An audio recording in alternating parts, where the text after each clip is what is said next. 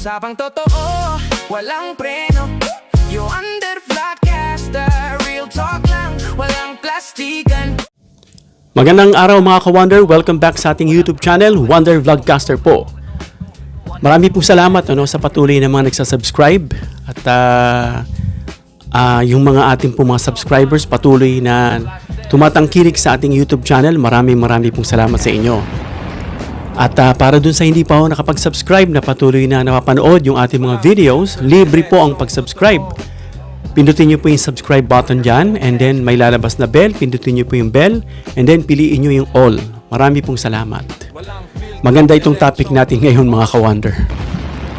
Kung ito ay kumpirmado, well, ito ay ni-request naman, ito ay isang legal document may tuturing, na kung ito ay, ang tawag doon, if pursue yung pagsasaliksik, parang ito na yung sinasabi nila na kasi itong na-involve na tao sa mataas ang posisyon, ito po ay kung kumpirmado na. Kasi rito mga ka-Wonder, hiramin muna natin tong Facebook ni Batas PH. Sabi rito mga ka-Wonder, missing SALN ni Senior Associate Justice Leonen. Nasaan ang SALN ni Senior Associate Justice? Sabi dito, look, journalist Charlie Manalo on Friday, April 17, revealed that he received a certification from the Office of the Ombudsman stating that the Statement of Assets, Liabilities, and Net Worth or SALN of Supreme Court Senior Associate Justice Marivic Leonen from 1989 to 2011 are missing. Grabe. Ito yung SALN ni Supreme Court Senior Associate Justice Leonen. Siya po yung isa dyan sa mataas na position sa Supreme Court. Siya rin yung mga nababasa natin, mga post, comment ng mga impeachment last year na parang binabansagan nilang isang DDS mga ka-Wonder. Although, masasabi nga natin DDS kasi if I'm not mistaken, isa siya sa na-appoint ni former President Rodrigo Duterte na sinasabi nga nila na mga nako-comment natin mukhang dinidepensahan daw nito si Sara Duterte. Pero yun nga pagkakasabi doon mga ka-Wonder, mayroon namang puntos dahil nga hindi naman talaga naging constitutional yung prosesong ginawa ng House Committee on Justice last year. Pero ang tanong, balikan natin, huwag tayong lilihis mga ka-Wonder. Sabi rito, karugtong, in a press conference, Manalo said that at the time, Leonen was serving as a professor and later as dean of the UP College of Law. Batas PH has sought comment from Senior Associate Justice Leonen, but he has yet to respond as of this posting. Meaning, baka ibig sabihin, he hasn't yet responded. Then parang ganon. Hindi pa raw tumutugon. Baka parang ganon ang ibig sabihin, Manalo was joined in the press conference by Bicol Saro Party List Representative Terry Ridon. Okay? Ngayon, ano ba yung nilalaman ng SALN mismo, mga ka-Wonder? Yun ang dun curious tayo. Eto, mga ka-Wonder. Sabi rito, Republic of the Philippines, Office of the Ombudsman. Yan, yung area na yan. Alam natin, napapadaan tayo dyan lagi. Certification. This is to certify that despite diligent search by the undersigned, the Statement of Assets, Liabilities, and Net Worth, or SALN, of Justice Mario Victor Famorca Leonen, iba pala yung pangalan niya, as Professor and Dean, University of the Philippines College of Law, for calendar year 1989 to 2011, were not found on our records. Not found, mga ka-Wonder. Nasaan? Missing. This certification is issued upon the request of Mr. Charlie V. Manalo under of SALN blah blah blah. So ito po ay nirelease o pinirmahan ni Selvin Jan Macayana in charge dyan sa SALN, mga ka-Wonder. So mga ka-Wonder, natatandaan nyo pa yung discussion natin mga nakaraan na mukhang naiinis sila sa Supreme Court dahil nga mukhang kinakampihan daw itong si Sara Duterte.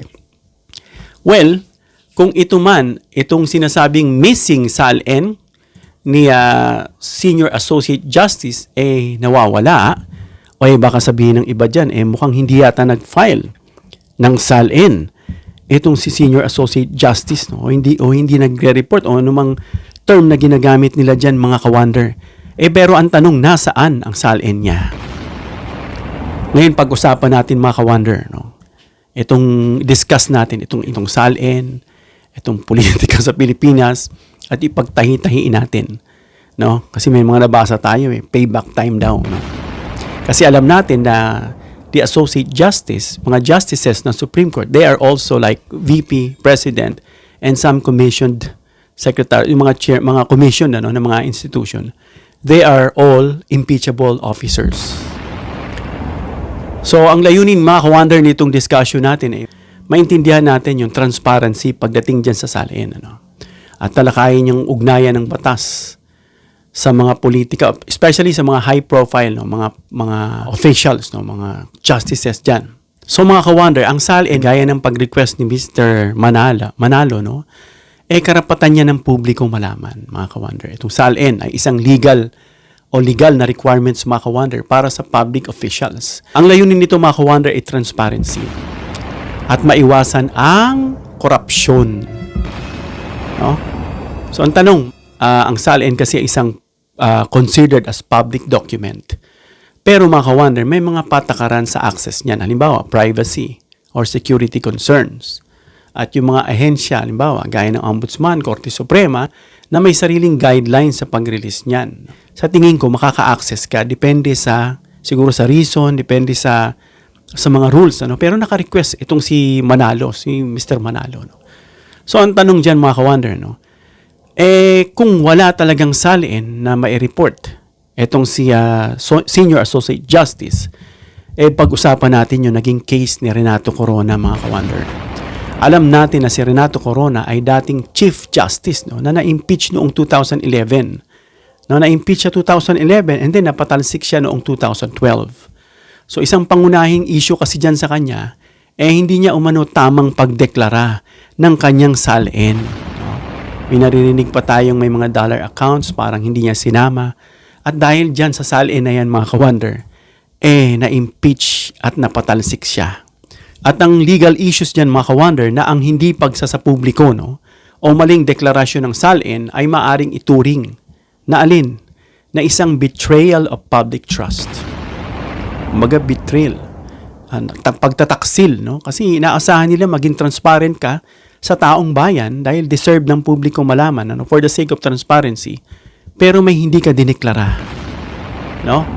Alam natin na naging sentro ng kaso ang transparency and accountability ng isang matataas na opisyal gaya ni Renato Corona, mga ka-wonder.